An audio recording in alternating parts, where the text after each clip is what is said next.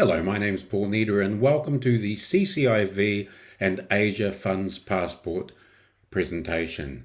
Now, the CCIV makes Australian investment a lot more accessible, and the CCIV stands for Corporate Collective Investment Vehicle. Now, the Australian Treasury has created a new type of Australian investment vehicle, and this corporate vehicle is called the CCIV or CCIV, and will allow both foreign and Australian fund managers to pursue investment opportunities through this company structure. Now, one of the goals of the Australian Treasury was to complement the Asian Region Funds Passport, ARFP, framework by making Australian funds more accessible to foreign investors. And so both wholesale and retail CCIVs require ASIC registration.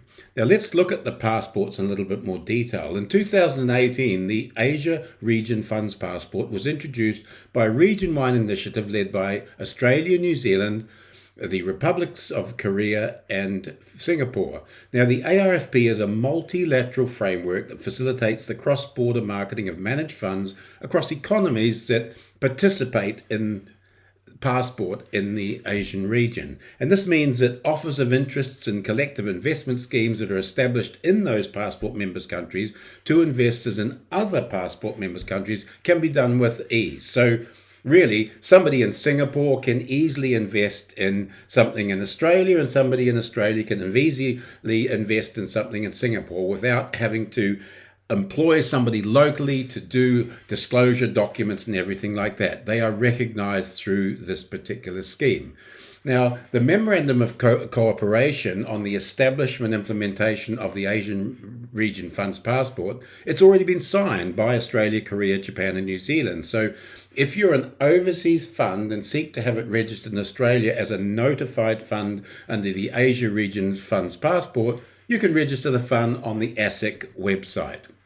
Now, if we look at CCIVs, it's a corporate collective vehicle that are now able to register sub-funds underneath that umbrella structure as Australian passport funds under the Asian Region Funds Passport scheme. So the new CCIV regime, which came in on July the 1st, with its reduced regulatory hurdles, aims to provide Australian operators and fund managers with greater access to countries and their economies in the Asia Pacific region.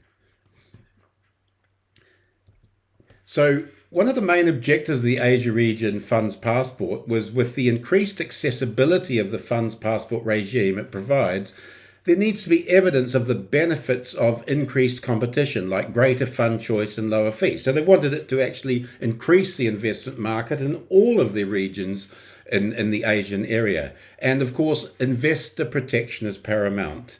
The operation and offerings of passport funds must ensure a higher degree of investor protection so that investors are fully informed and confident when they invest, which basically meant, irrespective of which country you're investing in, the bar has been lifted to make sure that you can be confident in all those countries you're pretty much investing at the same level of activity.